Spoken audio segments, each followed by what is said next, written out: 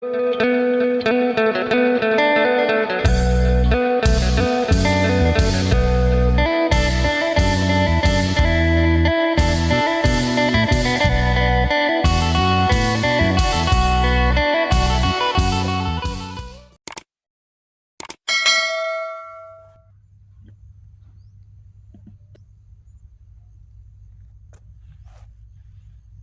บสบายดีและสวัสดีพ่อแม่พี่น้อง FC กันเมื่อสุขูสุคนบอกว่าทางฝั่งลาวทางฝั่งไทยหรือต่างประเทศยินดีต้อนรับเข้าสู่ซองบ่าวจะมั่มอีกแล้วรอถ่ารถนวดมาเลยมาหาแม่เฒ่าอยู่เฮือนใหม่ก่อนมาดินใหม่แม่เฒ่ารอถ่ารถนวดกำลังมาพอได้คลิปลงพ่อแม่พี่น้องโดยเข้าไปหาแม่เฒ่ากับสร้างเปลี่ยนเลยสบายดีสร้างเปลี่ยนกินข้าวกับยังเจ้า ทอดไข่คือเก่าเมนูเดิมบ่ได้เฮ็ดเวียกมื้อนี้บ่ทำความสะอาดบ่ไอ้เปลี่ยนๆอ๋อแล้วเรียบร้อยมีแต่ทำความสะอาดยาแนวแม่นบ่แล้วเรียบร้อยแล้ว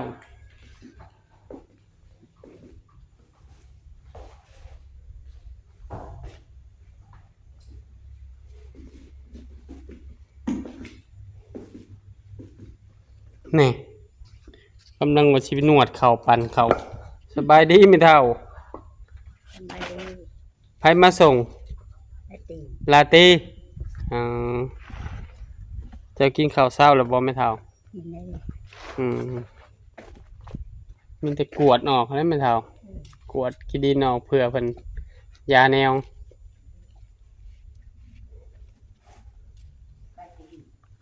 กวดออกมาแล้วยังเหลือแต่ห้องน้ำบ่สักโครกตั้งแล้วเรียบร้อยหมอยังเหลือสักโครก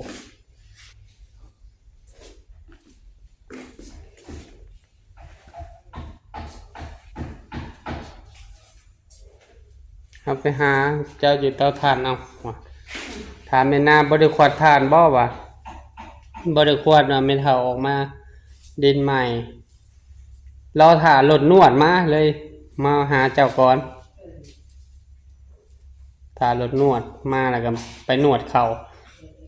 ขี่รถมากับฝนฟอยเลยนี่ไม่บอกเฮ้ยนะนั่นเอาคู่ไปเจ้าหันบ้านมาดูละโดยเบิ่งคือคู่กระดิกมาน่ะโดยมันดูแล้วก็เอาคู่ไปจ้างหันโดยแรงๆพอแหละเพิ่นจึงมาส่งตอนแรงมาเฒ่าเพื่อเจ้าเมื่อตอนเช้าเพิ่นลงตลาดโทรบอกมื้อเช้านี่แรงๆเด้อว่าเพิ่นลงตลาดโทรบอกแต่เช้าพุ่นว่า3-4 โมงแรงก็ได้คู่ไปได้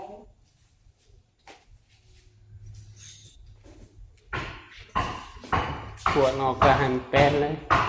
เผื่อเพิ่นยาแนวเห็นได้เลยเป็นกระดาษจิ้มมาเพิ่นขายเครื่องเด้เขาอันอิหยังก็ผู้เราขายน้ำนะกวดออกเลยแม่เฒ่ากวดลงป่องก็เลย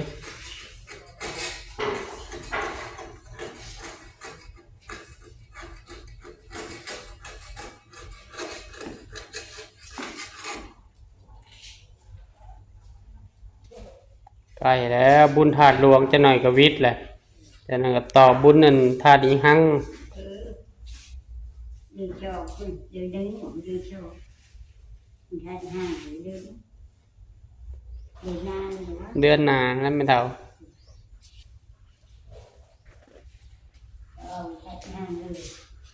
เลยกวดออกมาแต่ห้องพอแล้วแม่เฒ่าเลยออกมาเลย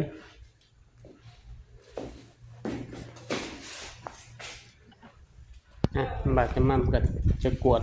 ช่วยแม่เฒ่า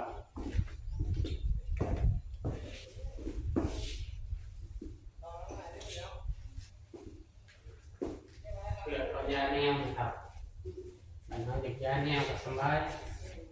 ดูเลยแต่ยาแนว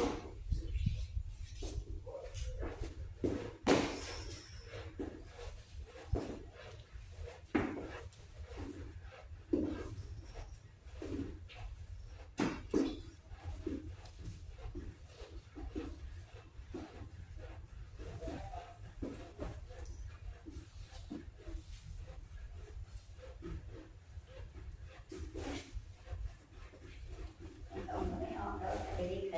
แม่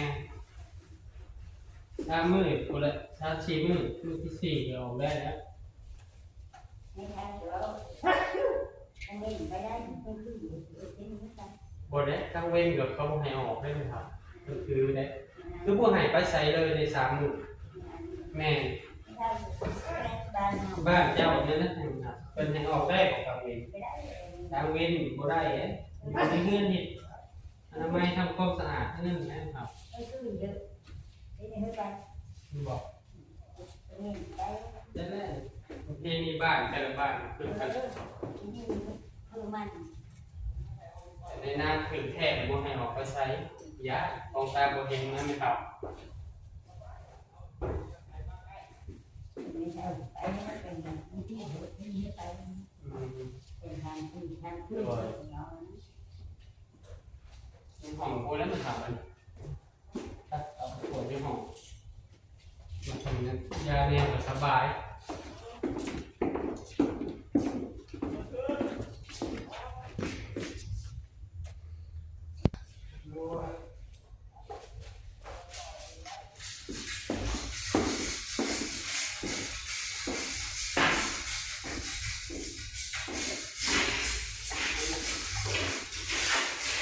เกี่ยว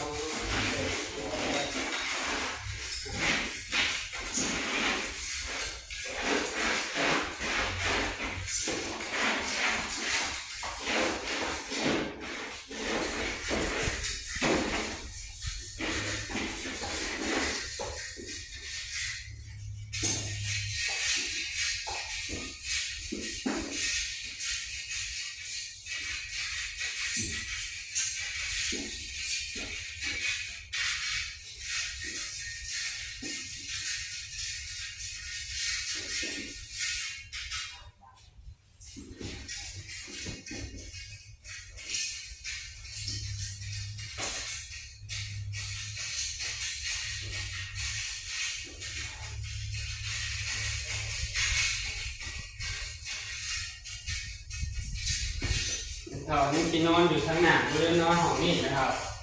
แต่จะนอนห้องนี้บ่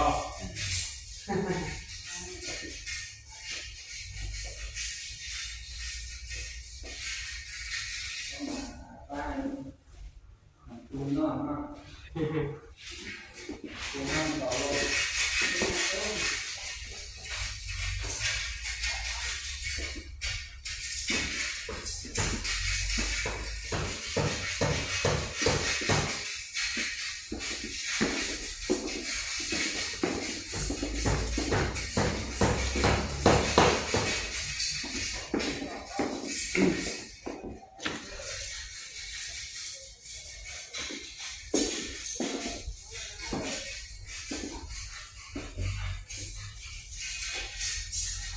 นั่นนะครับเปลี่ยนแล้วสอบก่อนงานของข้างหน้านะครับ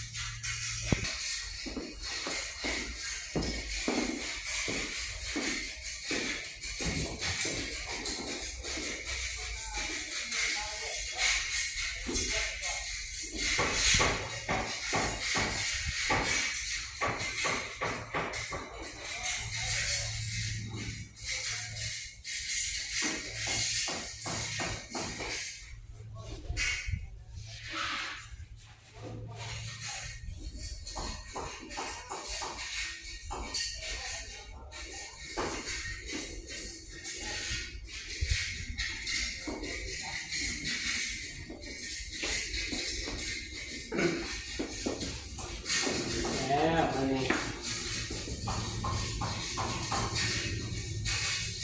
ข้างนอกกระติดบ่อยเปลี่ยนข้างนอกบริติดปะ นี่คืออะไร ติดเดือน คือ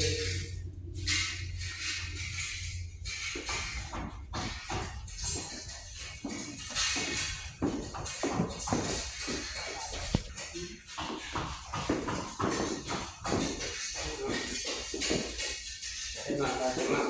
นวดเท่ากันเครื่องน้อยไอ้เครื่องสั่งซื้อมาจากเวียด2-3 มื้อไม่เครื่องปั่นแน่นะเครื่องปั่นได้ยุ่มือละเท่า30 ต่อเครื่องเนี่ยมองให้คือรถไถ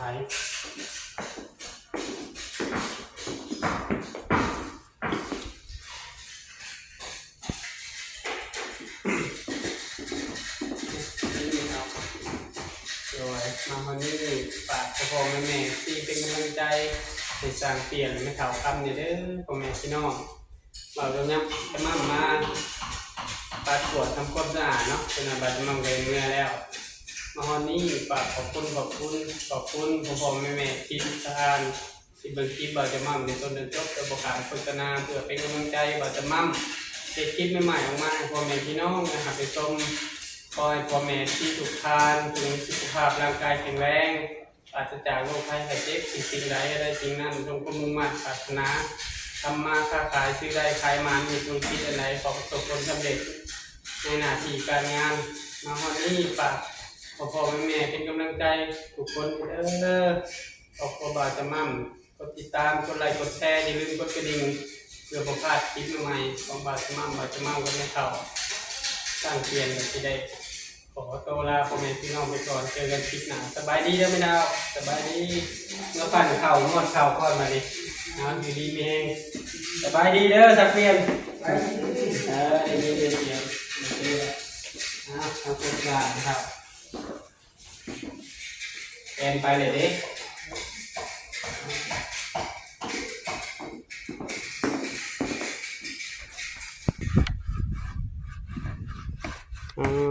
ผักไม่เท่าขึ้นแล้วผักชีห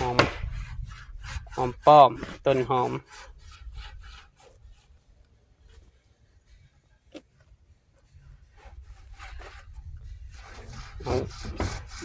บล็อกขันเนาะต้นบักมี่จะยังบ่ทันได้ปลูก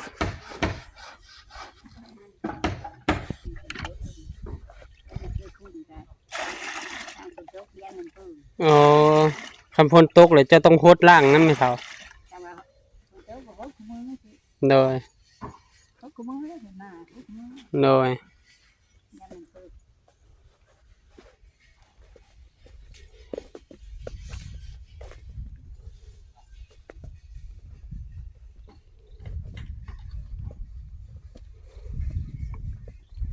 ไม่เท่าเพิ่นก็โคตรพักเพิ่นพอได้เก็บกินไม่เท่าเอาสาระแหน่หรือต้นหอมเสริมมันเด้หอมรวมนี่เอามาเน็บนำเอาเลี้ยวหน้าพอละแล้วนวดเข่า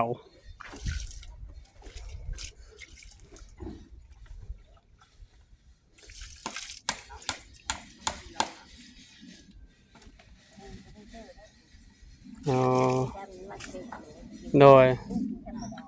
ปลูกธรรมชาติเลยบ่เอาขี้ไก่อยู่เฮือนเจ้าเอามาใส่ก็สอบขี้ไก่วะน่ะงามได้ไม่เท่าบ่ต้องใส่ปุ๋ยนะใส่ขี้ไก่ขี้เป็ดขี้ไก่ก็งามโดย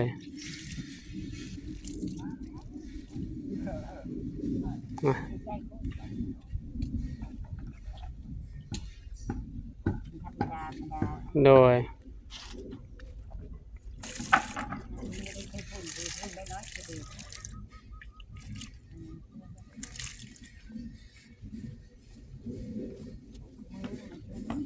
โดย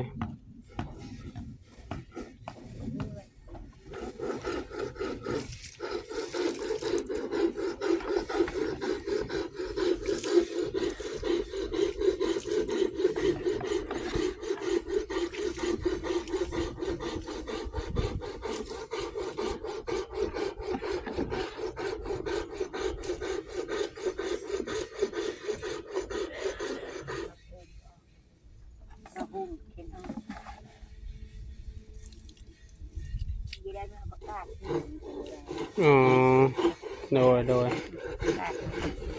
จะได้กลับก่อนไม่เท่าชาวละใหญ่โทรหาเลยญาติรถนวดเป็นมาหอดแล้วอยู่ดีมีแหงเด้อบัดมาเบาผิดพลาดประการใดขอโทษขออภัยน้ำพ่อแม่ FC หลายๆนี่เนาะ 80-90%แล้วจะน้อยก็แล้วเพิ่นทำความสะอาดจะเพิ่นก็ยาแนว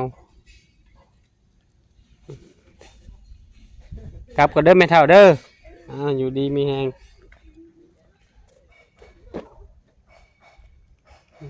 แล้วก็